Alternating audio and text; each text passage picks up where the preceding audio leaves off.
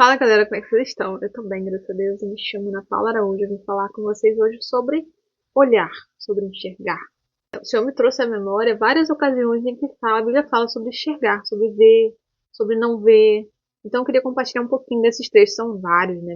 Isso aqui eu só peguei um apanhado, coisas que o Senhor trouxe à minha memória, mas tem muitos outros, né? Muitos outros que corroboram com o que a gente vai conversar um pouquinho hoje. Jesus fala, né, que seus olhos forem bons, todo o seu corpo será bom, né, falando da situação da candeia, da luz, né, se a gente tiver os olhos bons, o coração iluminado por Cristo, a gente vai olhar a circunstância de uma forma, mas se o que há em nós forem trevas, a gente vai enxergar situações também com olhares, né, negativos, com olhares de trevas também. Em Atos 9 fala de Paulo no caminho de Damasco, né, enquanto ele era Saulo, estava perseguindo o povo de Cristo, e ele, naquele processo de caçar os cristãos, ele vai para Damasco e o Senhor aparece a ele, fala com ele, e ele vê uma forte luz e fica cego. Né? Então, naquele momento ali, ele encontra Jesus e ele passa num processo de transformação. Ele vai para Damasco, lá ele fica 3 dias, eu acho, em jejum. E Ananias vai, ora por ele e as escamas caem dos seus olhos, ele volta a enxergar. Em 2 Reis 6 também fala de Eliseu, que estava diante de um exército que veio para poder destruir ele, porque ele trazia informações, o Senhor falava estratégias de guerra que o povo inimigo estava usando para poder atacar Israel. Ele falava com o rei e aquela estratégia era vencida, né? Não tinha sucesso. Então eles ficam sabendo disso, vêm para matar Eliseu e se reúnem em volta da casa dele, do lugar que ele morava, né? Vários guerreiros e carros de guerra. E o moço de Eliseu, né, que é Geazi, ele vê aquilo tudo e pensa assim: a gente está lascado? O que a gente vai fazer? Olha a quantidade de gente que tem pro nosso redor. Vai matar a gente fácil. E Eliseu tá tranquilão. Fala assim: Senhor, abre os olhos dele para que ele se enxergue o seu poder, o seu agir. E o Senhor, Eliseu ora, e os olhos de Jesus são abertos. Ele vê os exércitos de Deus guardando a vida de Eliseu. Né? Os carros de fogo, os cavaleiros, todo aquele exército celestial, infinitamente mais poderoso do que qualquer exército terreno, guardando a vida de Eliseu. Né? Então, e depois tem um momento que eles, né, vão ali em direção e Eliseu ora, todo aquele exército fica cego, não enxerga mais, não tem como achar Eliseu, porque eles não estão enxergando. E Eliseu leva o povo lá para dentro de Jerusalém, dentro de Israel, perto do rei, não dos exércitos, e ora ali os olhos daqueles homens são abertos. Então, todas as situações que há a questão dos olhos, do olhar, de enxergar, de não enxergar.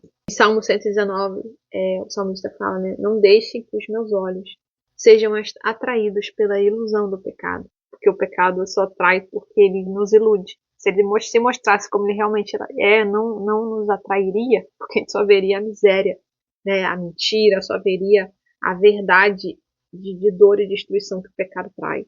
Em Gênesis 3, né, falando lá do iníciozinho, quando Deus criou homem e mulher, fala que a mulher viu o fruto. Ela viu, ela prestou atenção, ela viu que era saboroso, viu que ele poderia dar entendimento, como a serpente disse para ela, então ela vai, pega, come. Então começou ali com a dúvida, com o olhar sobre o fruto, e foi atrativo e ela acabou pecando. Em Mateus 5, Jesus fala, né, qualquer que desejar uma mulher, olhar para ela com desejo, já pecou. E a lei naquela época até então era, se o homem adulterar, se a pessoa adulterar, ela, né, se deitar com outra mulher, ela está pecando. Jesus vai aumenta o padrão ali da lei. Se olhar com desejo, já pecou. Em Mateus 7 também Jesus fala, né, do cisco no olho do seu irmão. Por que você fala, né, critica ali, quer tirar o cisco do olho do seu irmão quando tem uma trave, quando tem uma viga, né, tapando os seus olhos? Tira primeiro o que está tapando o seu olhar para que você possa ajudar o seu irmão. O que tapa a nossa visão, a maioria das vezes é muito maior do que a gente está tentando julgar no outro. O inimigo, ele tenta nos cegar. Porque a palavra usa várias ilustrações para os nossos olhos serem abertos, para a gente ver a verdade, enxergar Cristo como Ele é. Então o inimigo tenta fazer o contrário. Tenta cegar, tenta iludir, tenta ludibriar a gente para que a gente se afaste do que Deus tem para nós. E a Bíblia repetidamente fala sobre a gente manter os nossos olhos em Cristo, manter o nosso olhar, a nossa expectativa, a nossa fé em Cristo, porque Ele não muda, Ele não falha, Ele não erra. Independente das circunstâncias, das dificuldades que a gente possa passar, a vontade dele, o querer dele para nós é muito maior e melhor do que qualquer coisa que possa parecer boa, né? Que só parece, não é boa para nós.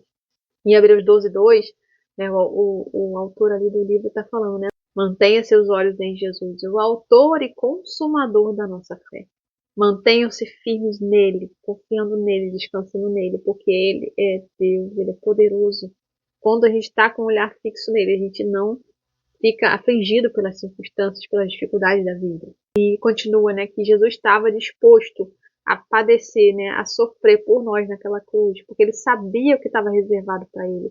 Ele sabia o que Deus tinha prometido para ele, se ele fosse fiel, se ele vencesse, se ele fizesse o que o Pai tinha mandado ele fazer. A alegria que ele ia experimentar depois era muito maior do que o sofrimento que ele ia experimentar.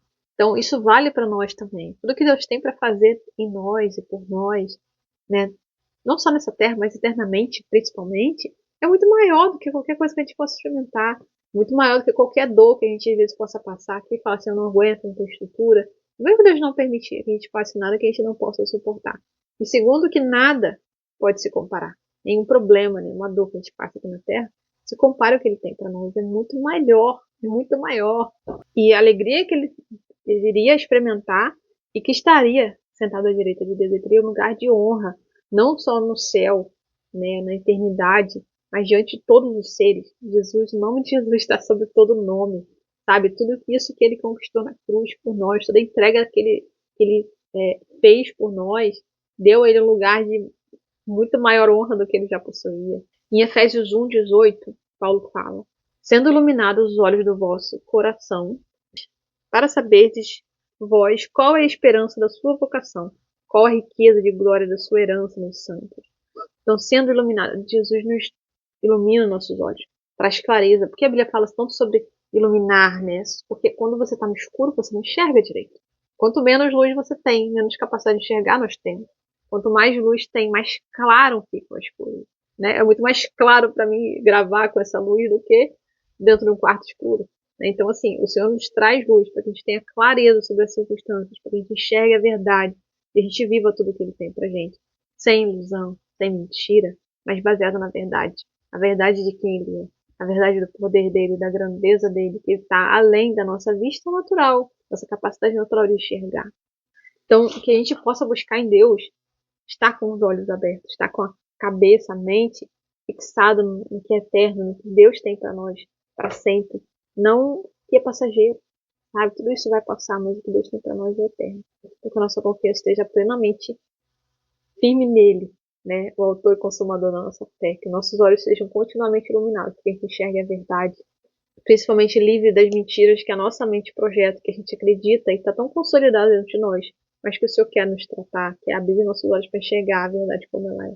Então é isso, galera. Eu queria falar com vocês hoje. Deus abençoe, que nossos olhos sejam abertos para contemplar a Cristo todo o tempo. Em nome de Jesus.